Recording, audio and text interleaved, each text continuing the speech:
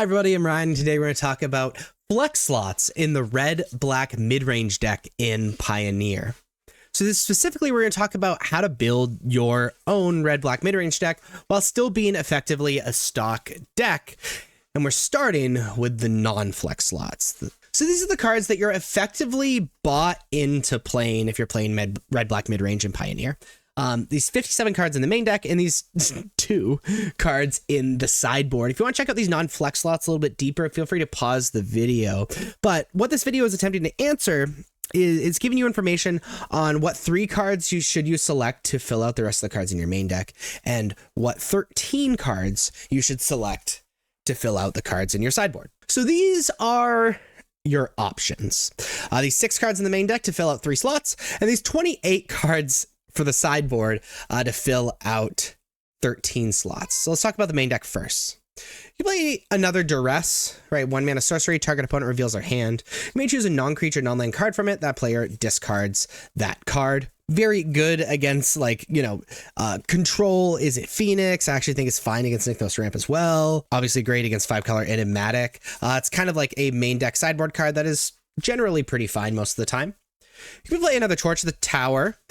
This is a 1 red instant with Bargain.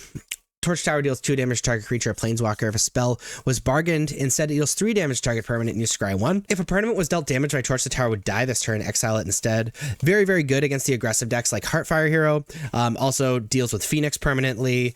Just all around like a really decent removal spell. Exile removal is very good right now. We can play another Blade of the Oni. Is a 2 mana artifact creature with Menace, is a 3/1. However, it's also an equipment. Equipped because it has Reconfigure, which you can attach for 4 mana.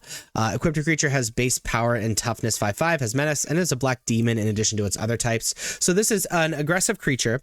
It can help turn on Delirium because it's an artifact when it's in the graveyard. And then also it's a demon itself and turns things into demons, so it's really good alongside Unholy Annex. You play Go for the Throat, 2 mana instant, destroy target non-artifact creature. This is effectively an unconditional removal spell because there's not a lot of good artifact creatures in Pioneer at the moment, so just decent Doomblade effect. We could play a Withering Torment in the main deck. Is a 3 mana instant, destroy target creature or enchantment.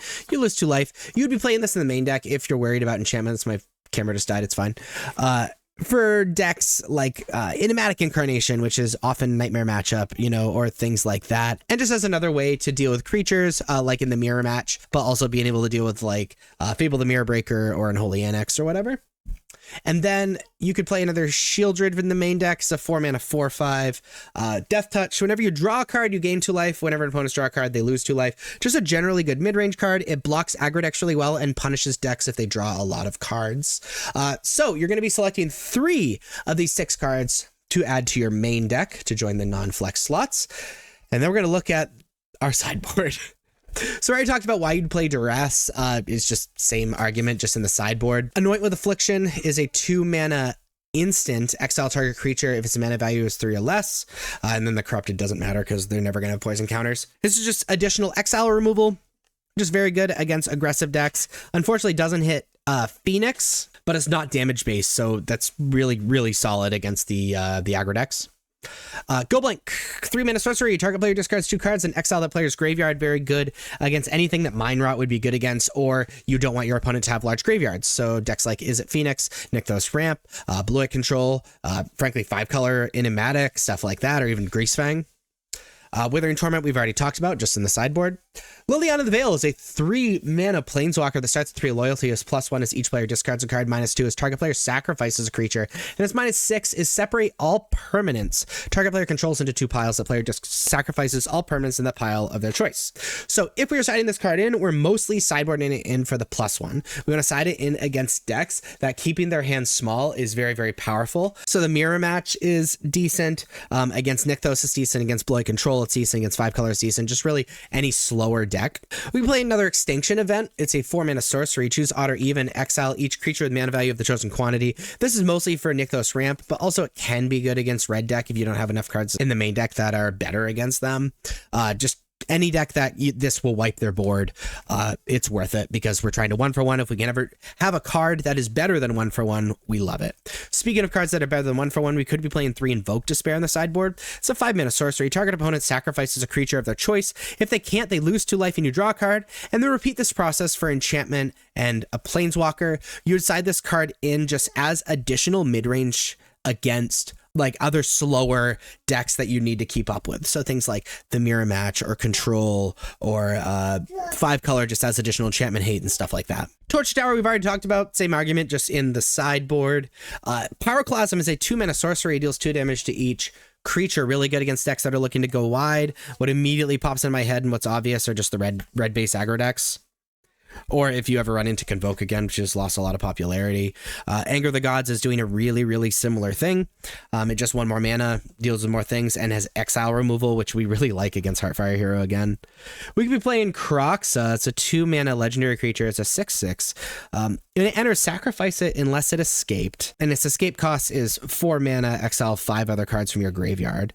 Whenever it enters or attacks, each opponent discards a card, then each opponent who didn't discard a non-land card. This way it loses 3 life. So this would be very good against, again, decks that are going really, really long with you. So like the Mirror Match, Blue-Eye Control, Enigmatic, stuff like that. I don't know why the number's not by this, but we could be playing up to 3 Hidetsugu Consumes All. Hidetsugu Consumes All is a 3-mana saga. Its first chapter is destroy each non-land permanent with mana value 1 or less. The second chapter is exile all graveyards. And its third chapter is exile the saga, then return to the battlefield transformed under your control. And Vessel of the All-Consuming is the transformed version of it. It's a 3/3 with trample. It deals damage, put a +1/+1 counter on it. And whenever Vessel of the All-Consuming deals damage to a player, if it has dealt 10 or more damage to that player this turn, they lose the game. If you're sideboarding in this card, you're sideboarding it in for the first chapter. You're sideboarding it in against decks that destroy each online permanent mana value 1 or less is good against. So really, this is for like red decks and Convoke. It's a decent board wipe. It also has upside and is able to, like, you have your board wipe win the game later on, which is kind of nice. You'll be playing Damping Sphere. Up to 2, again, the little weird bug. It is a 2-mana artifact. If a land is tapped for 2 or more mana, it produces colorless instead of any other type and amount. Each spell a player casts costs 1 more to cast for each other spell the player casts this turn. It's really good against decks that are trying to cheat mana with their lands, so like Lotus Field or Nykthos Ramp, or decks that are trying to cast a lot of spells in the same turn, like Is It Phoenix. You play Up to Do Reckoner Bankbuster. It's a 2-mana artifact vehicle. It's a 4/4, enters with 3 charge counters on it. You pay 2 mana to remove a charge counter from Reckoner Bankbuster and draw a card. Then if there are no charge counters on Reckoner Bankbuster, create a treasure token and a 1/1 colorless pilot creature token with this creature cruise vehicles as though its power were 2 greater. And it has crew 3. So you would sideboard in this card against decks that are looking to go long. This allows you to draw those cards. We have a lot of optional cards in our sideboard kind of for that. And the best part about this card is not only does it allow us to draw cards, have the game go really long and whatever, but also it allows us to be attacking with it after, you know, it's out of cards to give us. And we can spread out that mana rather than having to spend like 5 mana on Invoke Despair later in the game. We can play this on turn 2 and then just dump 2 mana into it whenever we have it. And we can play up to 2 Unlicensed Hearse. Unlicensed Hearse is a 2-mana artifact vehicle. We can tap it to exile up to 2 target cards from a single graveyard. Its power and toughness are equal to the number of cards exiled with it. And you can crew it for 2. So this is awesome graveyard hate, but also, again, another endgame threat if it goes unanswered. So it turns off whatever opponents you're sideboarding this in against, and then you can kill them with it, which feels just super, super good.